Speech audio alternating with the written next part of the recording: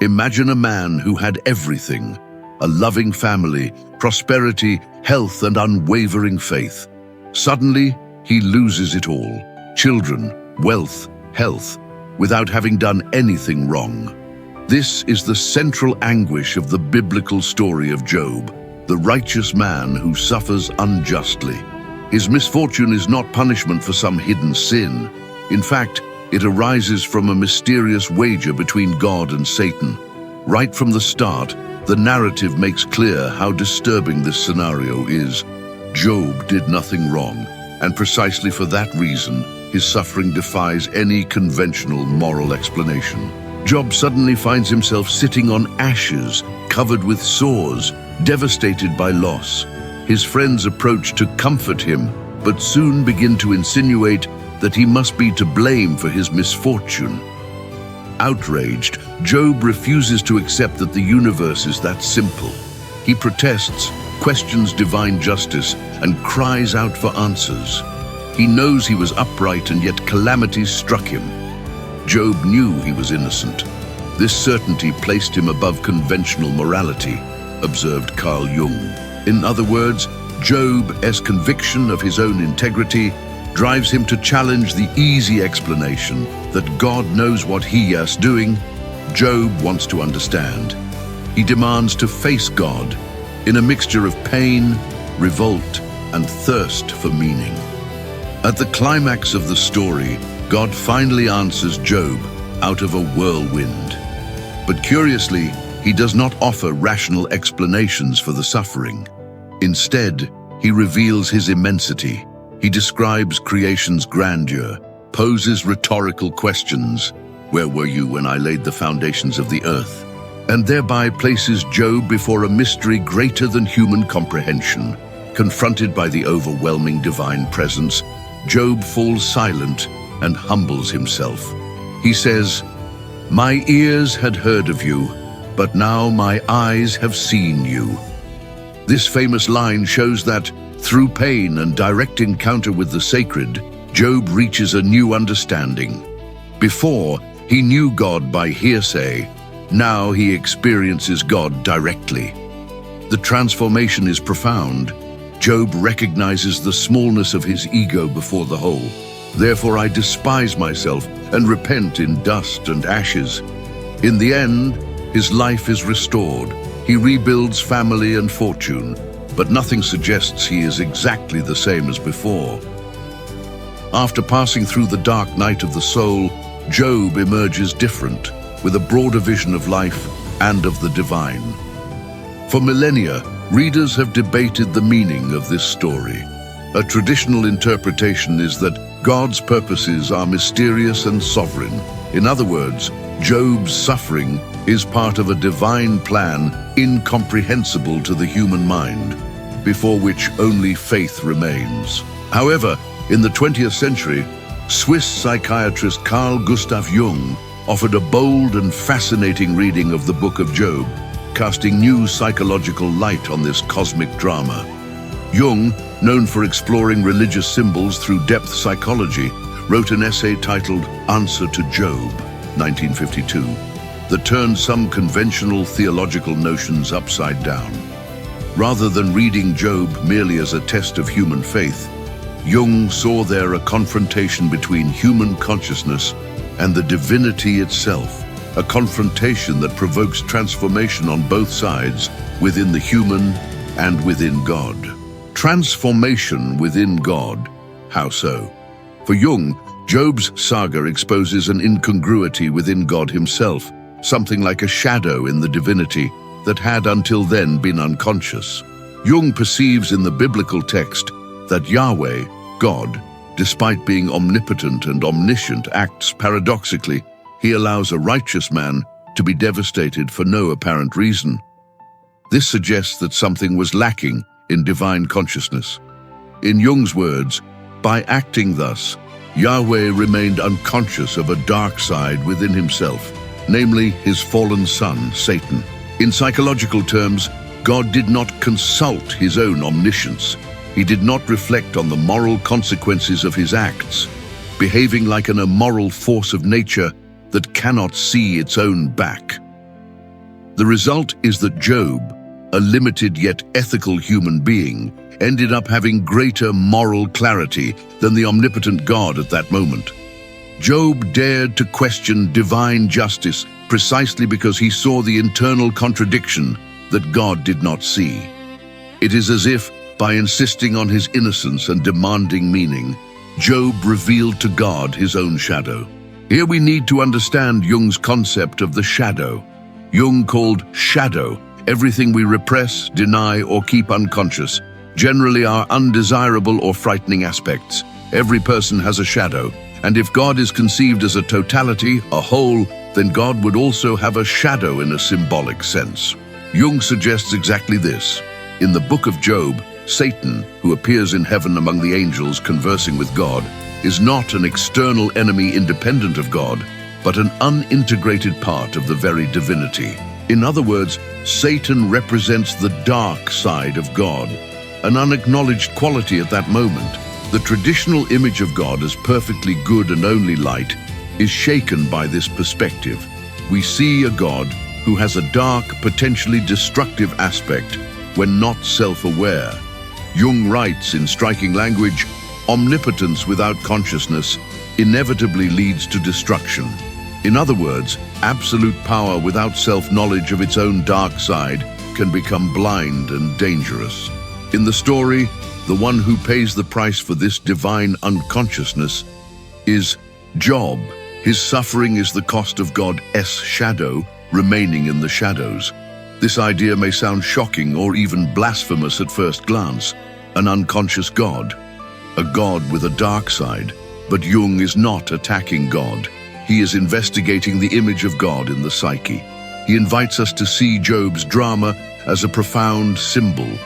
In it, God personifies the archetype of the self, the psychic totality that includes conscious and unconscious, light and darkness.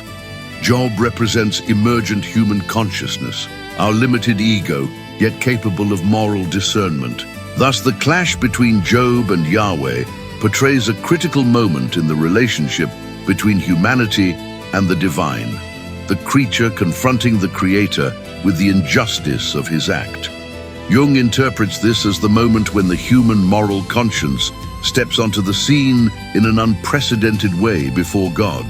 By upholding his integrity against the easy explanations of his friends and challenging God to be just, Job embodies the voice of ethical conscience. And surprisingly, God hears that voice, not in the sense of verbally conceding to Job, but in the sense that the story demands a divine response commensurate with the issue. According to Jung, once Job has withstood the ordeal and shown that his fidelity was not blind, something changes in the dynamic between God and man. There is a subtle inversion of roles. Job proves more just than God. After all, God allowed the wager that caused gratuitous suffering, and this situation calls for rectification. Jung even provocatively says that Yahweh sinned against Job by treating him so cruelly. Consequently, God would have become morally indebted to man. How to repay this debt? Jung's answer is brilliant and poetic. The debt would only be paid centuries later when God becomes man in the figure of Christ. In answer to Job, Jung argues that the incarnation of Christ in the New Testament was directly motivated by Job's experience. After Job, God learns something about himself. Touched by the pain and courage of the righteous man, God decides to become himself a mortal human, to suffer as a man and demonstrate compassion. As Jung says, Christ is the living answer to Job's cry.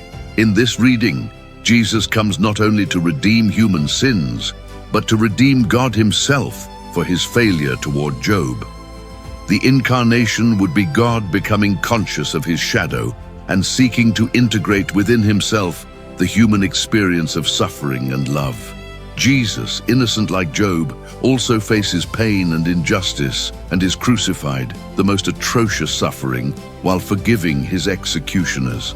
Thus, God, through Christ, humanizes himself and assumes within himself the compassion and justice that were lacking in that scene with Job. It is a radical reinterpretation of theology. Christ's sacrifice balances the universe's moral scales, representing the evolution of divine consciousness after the confrontation with Job. With this, Jung redefines the meaning of Job's suffering. It was neither a senseless trial nor an unknowable mystery. It was the catalyst for a transformation within the sacred itself. From there, we can imagine that the image of God does not remain static, but gains new attributes. Jung suggests that symbolically, gods also undergo individuation, a process of growth and integration of opposites. In Yahweh's case, what had been excluded would need to be integrated. For example, Jung criticizes the exclusively luminous and masculine vision of the divinity. He proposes that the traditional Trinity, Father, Son, Holy Spirit, lacks a fourth element to be complete, Sophia, the representation of divine feminine wisdom, the maternal and shadowy dimension that was neglected. Without Sophia, the divinity limps, wrote Jung. In other words, only by including the feminine, the unconscious, and the shadow would God, as symbol, become truly whole. This idea of quaternity, God composed of four balanced elements, reflects what Jung understands as psychic totality. The self, a central archetype in his psychology, is often symbolized by the circle, by the fourfold mandala, signaling the integration of all poles: light and darkness, good and evil, masculine and feminine, matter and spirit. Jung saw in the figure of Christ before the integration of the fourth element, Sophia, an image still incomplete of the divinity, entirely oriented toward the good, yet split with respect to evil. With the inclusion of Sophia, compassionate wisdom and also connection to earth and the unconscious, we would have the image of God fully realized, containing within himself the reconciliation of opposites. All this Jungian analysis may seem complex, but in essence it brings us a deep and human message. We must face the shadow to attain wholeness. This applies to God, in myth, and to us, ordinary people. Jung invites us to read Answer to Job as a symbolic journey of individuation, not only Job's, but also God's as an archetypal image. Just as Job integrated the experience of pain and saw God with new eyes, and just as the divine figure integrated compassion and human consciousness through Christ and Sophia, each of us must also walk this path of integrating our opposites to become whole. Jung writes that the Book of Job functions as a mirror of the reader's inner journey. Looking at Job, we see reflected the steps of our own psychic and spiritual development. This brings us to our terrain. What does all this mean for our lives in the day-to-day of suffering and the search for meaning? The story of Job, illuminated by Jungian psychology, teaches that suffering can be a path to transformation. However unwanted pain may be, it has the power to pull us from the surface and confront us with deeper truths about ourselves. In Jungian terms, suffering forces us to step out of our comfortable identification with the ego, our managed persona, our certainties, and face the unconscious, where our shadows, fears, and dormant potentials dwell. Often, we avoid facing our dark sides, our flaws, anger, sadness, inner contradictions, because it's frightening and painful. We prefer to believe everything is under control. But when life knocks us down, when we lose something important or go through a crisis, those repressed parts come to the surface. It is our inner Satan asking for passage. It may be the revolt we never admitted, the vulnerability we always denied, or the uncomfortable question about life's meaning that we swept under the rug. Jung said that neurosis is always a substitute for legitimate suffering. That is, when we flee the necessary suffering, the kind that belongs to growth, we become sick inside, anxious, depressed, full of symptoms. Instead, we need the courage to suffer consciously, to feel the pain we truly have and learn from it. It is not about seeking suffering. Life brings it on its own. but about facing it without masks when it arrives. A person should not avoid unhappiness. One should accept suffering. It is a great teacher, Jung once advised. This stance of active acceptance, not passive resignation, but willingness to find meaning in the pain, is what distinguishes a tragic fate from a transformative initiation. In Job's case, it is clear that his suffering leads to a transformation of consciousness. At the height of his anguish, Job confronts even his image of God. He purges easy illusions like, "God owes me prosperity if I am good," and faces mystery without guarantees. He undergoes the bitter experience of helplessness, feels abandoned by God, and yet persists in seeking a true encounter. In the end, when he says, "Before I had only heard of you, but now my eyes see you," Job shows that something has lit up within him. He did not receive an intellectual answer, but he gained an expanded vision, a glimpse of the self, we might say, that greater totality which holds life's paradox together. Job leaves the experience knowing that the divine is not only law and order, but also mystery and living presence. He integrated God's shadow into his understanding. He realized that God does not fit into the narrow boxes of human morality.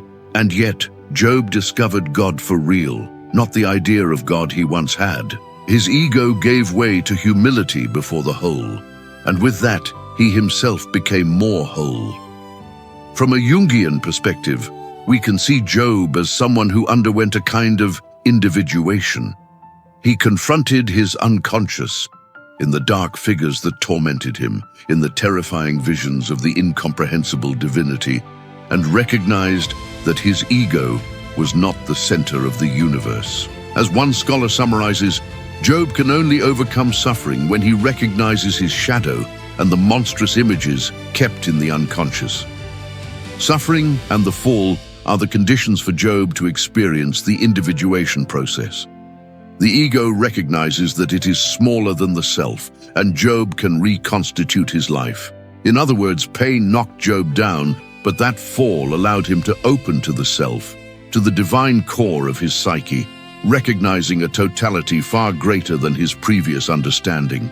Only then could he rise and live again, now strengthened by the deep learning of the experience. And how can we apply this wisdom? Certainly none of us wants to suffer as Job did. His story, however, gives us hope that even the worst suffering can contain a seed of meaning.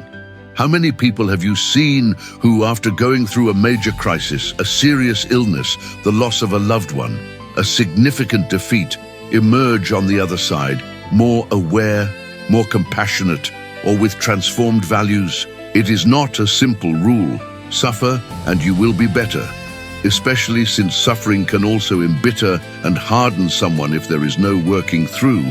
But often deep losses force us to reassess life and may catalyze inner growth. Jung noted that it seems more important to nature that we become conscious than that we simply avoid pain. He once wrote that, for nature, the expansion of consciousness and understanding matters more than the absence of suffering. That is, from the psyche's point of view, or life's nature, pain is part of the path because it awakens us to something greater. It is no coincidence that a striking phrase attributed to Jung is, "Only suffering awakens consciousness." When we view our trials through this lens, they gain new meaning. We can see our periods of pain as forms of rites of passage. The old image of the dark night of the soul comes to mind. In mysticism, the soul traverses a terrible darkness before encountering divine light more fully. Job had his dark night, and, by persevering honestly through it, questioning, weeping, yet not giving up on finding the sacred, he attained a deeper spiritual realization. Likewise, our personal sufferings can be seen as invitations, painful, yes, to broaden our perception and heal our inner divisions. Each loss can teach us about detachment, each mistake about humility, each pain about empathy and inner strength. Spirituality does not need to deny pain. It can integrate it. Integrating pain means recognizing it as part of life and seeking what it has to show us, rather than simply fleeing or rebelling without reflection. This does not mean romanticizing suffering or calling good what hurts us. It simply means that since pain will cross our path one way or another, let it at least not be in vain. We can allow it to transform us for the better, as it did for Job. We can face our inner demons instead of projecting them onto others. We can ask, amid tears, what is this trying to show me about myself, about the life I have been living, about what truly matters? A hard question, but revealing. Thus, the contemplative attitude towards suffering is active, not resigned. It seeks meaning and growth within the chaos. In the end, Job's story, allied with Jung's insight, teaches us about hope and spiritual responsibility. Hope, because it shows that no pain is entirely gratuitous.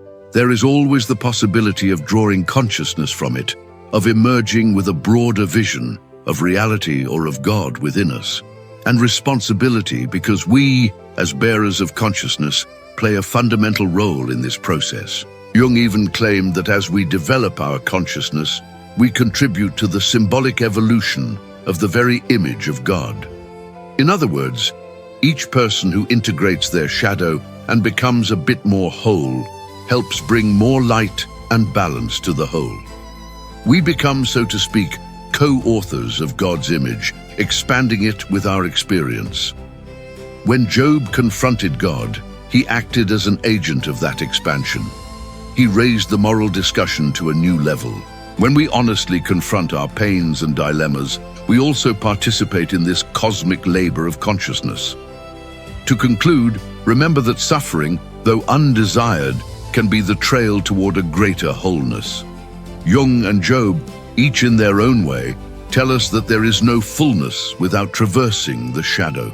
The journey toward the self, toward being who we truly are, integrated and connected to the sacred, runs along the rocky roads of pain, uncertainty, and self-confrontation. But the journey is worth it. After all, it is in the heart of the storm that Job found God. It is at the height of the night that dawn is born. So when you come face to face with suffering in your life, remember Job. Remember that questioning is part of it. Job questioned. Remember that feeling revolt or deep sadness does not make you weak. It makes you human, like Job. Allow yourself to dialogue with your own shadow, with those parts of you that pain reveals. Who knows? By honestly facing this process, you too may be taking a step toward yourself, toward that greater totality of being. As Jung said, transforming our pain into consciousness is possibly the greatest gift we can receive. May we, at the end of our trials, be able to say, like Job, "Before I knew you only by hearing, but now my eyes see you." This vision, born of the courage to cross the darkness, is the light of wisdom and inner healing. Ultimately, it is the encounter with the divine within us, emerging from shadow into fullness.